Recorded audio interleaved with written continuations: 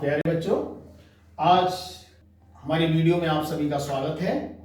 सभी प्यारे बच्चों को प्रेम भरा बहुत ही स्नेह। मैं आर्यन प्रभाकर, हिंदी प्रवक्ता MGHM इंटर कॉलेज मारेरा एटा। बेटा देखिए, हम आपके कल हमने जो पढ़ाया था वो हमने बताया था उद्धव प्रसंग के बारे में, जो कि महान कवि हुए हैं जगन्नाथ दास रत्नाकर द्वारा रचित था 1866-1932 ईस्वी। मैंने कल परिचय दे दिया था और कल मैंने आपको उसके 3 छंद भी पढ़ा दिए थे। तो आज मैं आपको उनके अगले छंद पढ़ाने के लिए जा रहा हूं। इसमें मैंने कल भी बताया था वियोग श्रृंगार रसे, गोपिकाओं और उद्धव की वार्ता हो रही है। उद्धव भगवान श्री कृष्ण के द्वारा भेजे हुए दूत बनकर के गोपियों को समझाने के लिए आते हैं। गोपियां व्यथित हो जाती हैं, चिंतित हो जाती हैं, और इसी संदर्भ में कल मैंने आपको बता दिया था। और इसी संदर्भ में आगे और आपको अगला आपका ये छंद आ रहा है, छंद नंबर 4 है। इसमें उन्होंने बताया, देखिए, कहना दूत के धो ब्रह्म दूत होए पधारे आप, धारे प्राण फेरन को मत ब्रज बारी की, कहे रत ना कर प्रीत रीत जानत न ठानत अनित आन रीत लो अनारी की, मानियो हम कान ब्रह्म एक ही कहियो जो तुम, तो हमें भावत न भावना अन्यारी की, जय हे बन बेगरी न भारत भारत की, बूंद तबले बूंद बेबस बेचारी की। कितनी बेचारी गोपियां परेशान हो रही हैं, अपने इष्ट देव को प्राप्त करने के लिए, अपने कृष्ण को प्राप्त करने के लिए कितनी प्राप्त हो रही हैं। वो कहती हैं, हे उद्धव काना दूत किंतु ब्रह्म दूत होए पधारे आप। वो कहती हैं, हे उद्धव, आप हम मानते हैं कि कान्हा के दूत बनकर के, भगवान श्री कृष्ण के दूत बनकर के आप यहां पर आए हुए हैं। धारे प्रण फेरन, हमारे प्रण को आप नहीं बदल सकते हैं। धारे प्रण फेरन को मत ब्रज, मत माने कहते हैं बुद्धि, प्रण प्रण विचार, आप हमारे बुद्धि प्रण को कदापि नहीं बदल सकते हैं, क्योंकि हमारे अंदर जो छवि बसी हुई है, हमारे अंदर जो भावना बसी हुई है, हमारे अंदर कण कण में जो रूप बसा हुआ है, वो भगवान श्री कृष्ण का बसा हुआ है। और आप उस रूप को हटा करके हमें दूसरी तरफ ले जा रहे हैं, ब्रह्म की ओर ले जा रहे हैं। और क्या कहते हैं, कहे रत नाकर पे प्रीत रीत जानता न ठानत अनित आन रीत लो अनारी की। रत्नाकर जी कहते हैं, पे रीत प्रीत जानत ना, हम रीत प्रीत ब्रह्म से इतनी नहीं जानते। आप हमें हमारी रीत प्रीत को, कृष्ण से हमारी रीत प्रीत को हटा करके कहां ब्रह्म की ओर ले जा रहे हैं, उसको हम नहीं जानते हैं। ठानत अनित आन रीत लो अनारी की, हम तो केवल अनाड़ी हैं, हम केवल भगवान कृष्ण को याद करते हैं अपने मन ही मन में। हे उद्धव, आप हमें उस ओर मत ले जाइए जहां पर हम बेबस हो जाते हैं, निरुत्तर हो जाते, नीरस हो जाती हैं। और क्या कहते हैं, मानियो हम कान ब्रह्म एक ही कहियो जो तुम, तो हमें भावत न भावना अन्यारी की। मानियो, हम मानती हैं, क्या मानती हैं, कान ब्रह्म एक ही कनियो जो कानियो जो तुम।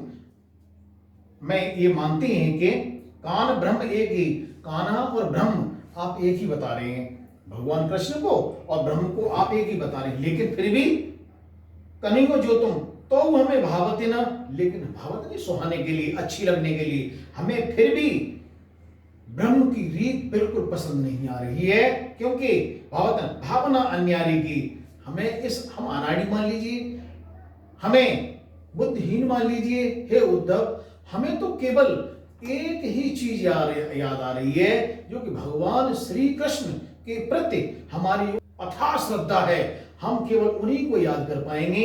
आप दो तरफ हमें बहा करके ले जा रहे हैं, ऐसा मत करिए, ऐसा हमारे साथ अन्याय बिल्कुल मत कीजिए, क्योंकि ब्रह्म एक ऊर्ध्वा ब्रह्म को और कृष्ण को एक जैसा बता रहे हैं, लेकिन हम कैसे मान लेंगे।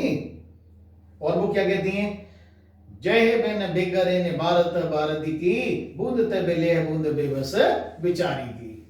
कितना अच्छा गाया गोपिकाओं ने।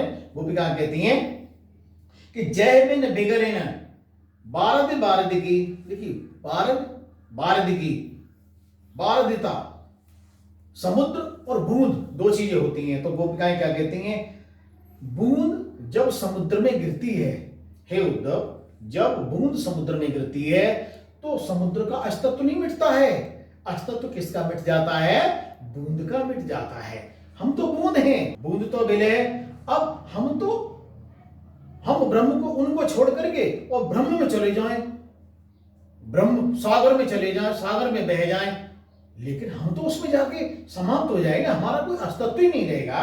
बूंद तो विलय है, बूंद तो समाप्त हो जाएगी, विलय हो जाएगी, बूंद बेबस से बेचारी की, उस बेचारी का कोई अस्तित्व नहीं रहेगा और समुद्र पर कोई प्रभाव नहीं पड़ता। इसलिए हे उद्धव, आप हमें बेबस मत कीजिए, हमारा तो एक ही आधार है, भगवान श्री कृष्ण, वो जिसमें हम अपनी लगन लगा करके हमारी बूंद का अस्तित्व, हमारे प्रेम का अस्तित्व सदैव बना रहेगा। अगला छंद शुरू होता है, ये भी बहुत अच्छा है। देखिए इसमें क्या है, फिर पुनः गोपिकाएं उद्धव को समझाते हुए कहती हैं, क्या कहती हैं? चिंता मान्य मंजोलो पावरे धूलि धारण्य में कांच मन मुकुर सुधारी राखी वो कहो कहीं रत ना करे वियोग आगे सारन को उदो आए हमको बयार भागी वो को कहो रूप रस हीन जाहे निपटे रूप चुके ताको रूप ध्यावे और रस चाके वो को कहो एते बड़े विश्व माए हरि में न बह जाए ताहे त्रिकुटे में नैन मुंदे लख वो कहो। कितना अच्छा वर्णन किया है रत्नाकर जी ने। बेटा देखिए, चिंता माने मंजोल पावर धूल धारण्य में कांच मन मकुर सुखार रखी वो कहो। चिंतामणि, हे उद्धव, आप चिंतामणि जैसे बहुमूल्य भगवान कृष्ण रूपी रत्न को त्याग करके, कृष्ण की चिंतामणि को त्याग करके आप धूल रमने के लिए हमसे कह रहे हैं कांच मन मकुर सुधार रखी वो कहो। कहां तो चिंतामणि है और कहां एक कांच का टुकड़ा है, हम उस कांच के टुकड़े को संभाल के रखें। अरे ऐसा हमसे नहीं होगा, हम जरा सी चलेंगे, जरा सी हटेंगे तो कांच ठोकर लग टूट जाएगी, कांच नीचे गिर के टूट जाएगी। लेकिन जो चिंतामणि हमारे अंदर बसी हुई है भगवान श्री कृष्ण की, उसको हम नहीं त्याग सकते हैं। कहीं रत्नाकर वियोग आगे सारा न को उदो आए हम को बयार भाग्य वो को। रत्नाकर जी कहते हैं, गोपिकाएं कहती हैं कि जो हमारे अंदर भगवान श्री कृष्ण को प्राप्त करने की वियोग की आग भरी हुई है, आप उस आग को किससे बुझा रहे हैं? हे उद्धव, हमको बयार भाग्य वो कहो। आप उस बयार को, आप उस अग्नि को, हमारी जो अंदर एक भक्ति भरी हुई है कृष्ण के लिए, उस वियोग की आग को आप किससे? हवा से बुझाना चाह रहे हैं, उस हवा से समाप्त करना चाह रहे हैं। ब्रह्म रूपी जो हवा है, आप अज्ञान रूपी हवा हमें दे रहे हैं, ज्ञान रूपी कृष्ण को छोड़ करके अज्ञान रूपी और हमें ले जा रहे हैं। हे, एक तरफ तो आप क्या कहते हैं? रूप रस हीन जाए निपट रग चुके ताए रूप धग्यो रस वो चकवो कौन। एक और तो आप ब्रह्म को रूपहीन कहते हैं, रसहीन कहते हैं, और दूसरी तरफ हमसे क्या कह रहे हैं? निपट लग चुके, यानी निपटने के लिए, और दूसरी तरफ हम उसको उसी की तरफ जाने के लिए कह रहे हैं। ताको रूप ध्यावे और रस चखे को, उसी के रूप को धारण करने के लिए और उसको रस को चखने के लिए आप हमसे कह रहे हैं। हमसे दो तरह की आप बात क्यों बना रहे हैं? हमको क्यों एक तरह भगवान कृष्ण के प्रेम से हमको अलग क्यों कर रहे हैं? क्यों हमको खींच रहे हैं? कि इतने बड़े विश्व माए हेर हो न पह जाए, यानी इतने बड़े विश्व में जिसकी महिमा को आंखें खोल करके नहीं देखा जा सकता है, नहीं व्यापा जा सकता है, आंखें बंद करके हम ताहे त्रिकुटी में ने नमूद लिखियो कहें, वो कहते हैं त्रिकुट, इस संसार रूपी यानी त्रिलोक, तीनों लोकों में हम आंखें बंद करके उसकी महिमा का गुणगान कैसे कर सकते हैं। अब आ गया आपका अगला पैराग्राफ, इसमें ये अगला छंद आपका शुरू होगा। आए हो सिखावन को जोग मत उराते तो ओदो ऊधोइयों भी योग के वचन बतलावो ना कहे रतना कर दया कर दरस दीन दुख दरी वो को तो अधिक बढ़ावो ना टुक टुक होया मन मुकुर हमारो हाय चुक है कठोर मैंने पाहन चलावो ना एक मन मोहन तो बस के उजारो मोय ही में अनेक मन मोहन बसावो ना। बेटे इसको क्लास में भी बता दूंगा, ये अच्छा महत्वपूर्ण है परीक्षा के लिए, और इसका अर्थ भी समझ लीजिए, बहुत अच्छा है ये। अब पुनः गोपिकाएं उद्धव के लिए फिर कह रही हैं, हे उद्धव सुनिए, आए हो सिखावनों को योग मथुराते तो पे, यानी आप हमें योग सिखाने के लिए आए हैं यहाँ पर। अरे हम तो योग मैंने क्लास में आपको बताया था, योग का मतलब क्या होता है? योग वैसे कहते हैं जोड़ के लिए, प्लस धन के लिए योग, लेकिन यहाँ पर योग क्या है?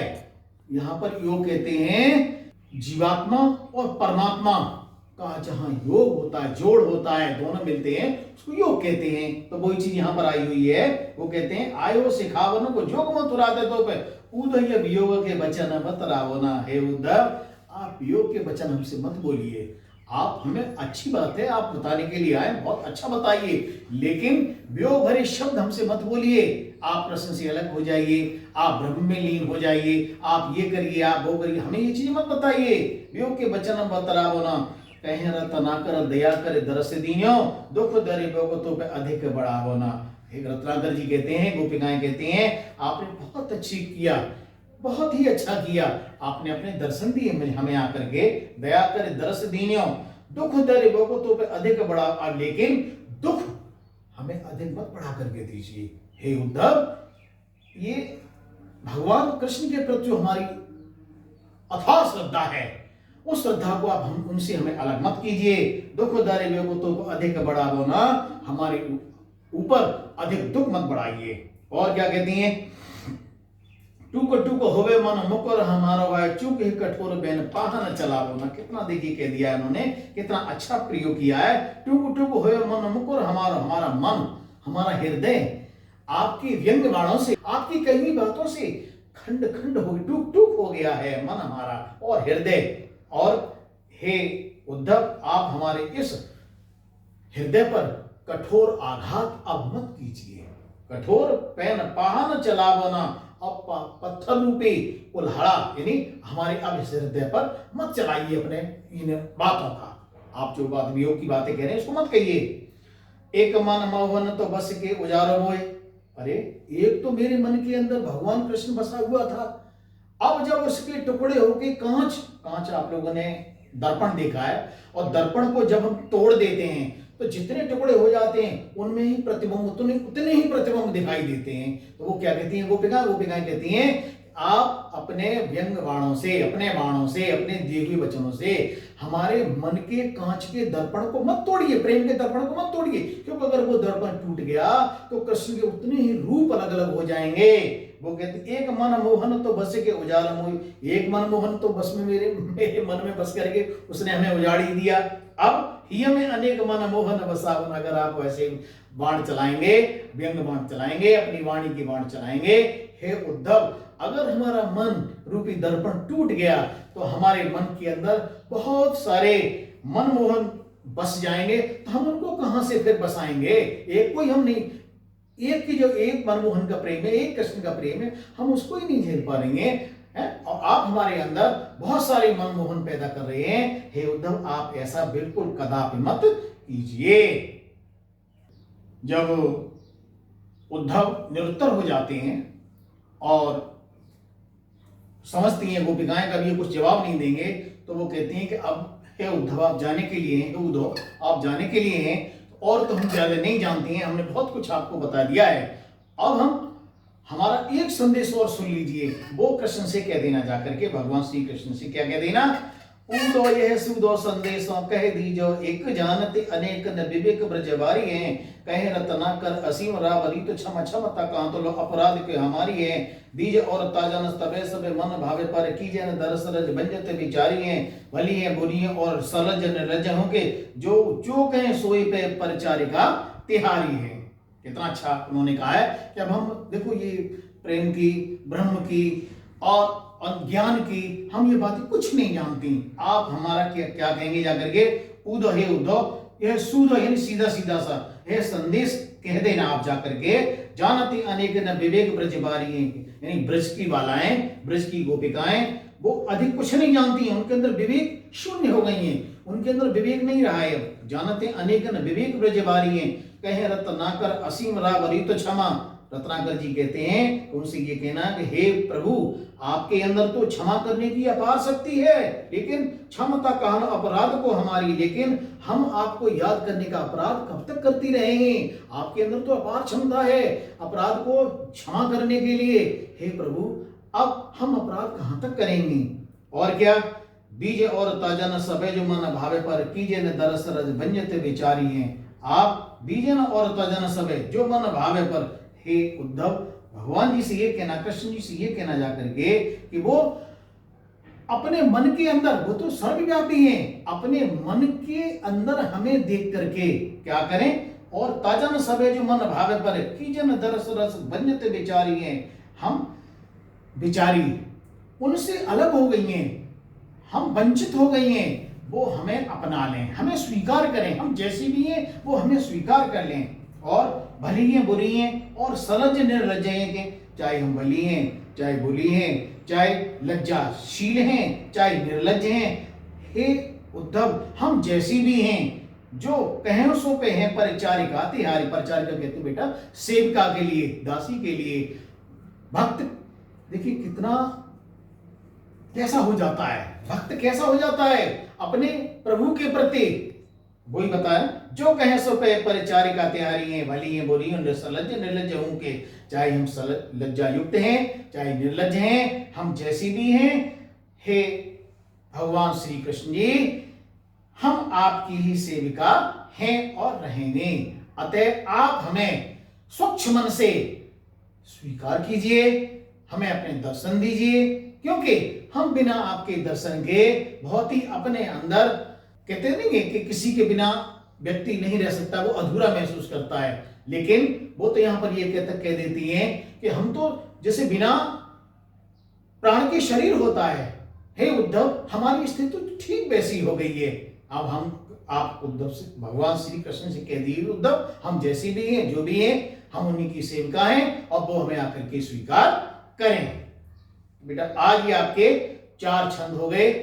अब मैं ये सोच रहा हूं 4 ये कंप्लीट हो गए, इसमें 2-3 छंद और रह गए हैं, तो मैं कल ऐसा करता हूं 3 छंद देखूंगा, ये हो गए तो मैं करूंगा, और नहीं मैं सोचता हूं कि अब बेटा संस्कृत दिग्दर्शिका में आपका पहला पाठ मैं कल देखता हूं, पढ़ाऊंगा, शायद आपका पहला पाठ संस्कृत दिग्दर्शिका में है भोजस्य औदार्यम, राजा भोज की उदारता। तो आप तो संस्कृत का वैसे मैं बहुत अच्छी तरीके से समझा दूंगा, पढ़ाऊंगा, लेकिन फिर भी मैं उसका हिंदी भावार्थ आपको व्हाट्सएप पे लिख के डाल दूंगा, तो वो नोट कर लेना और उसको पढ़ा भी दूंगा। तो आज ये वीडियो यहीं पर हम समाप्त करते हैं, कल बेटा फिर मिलेंगे।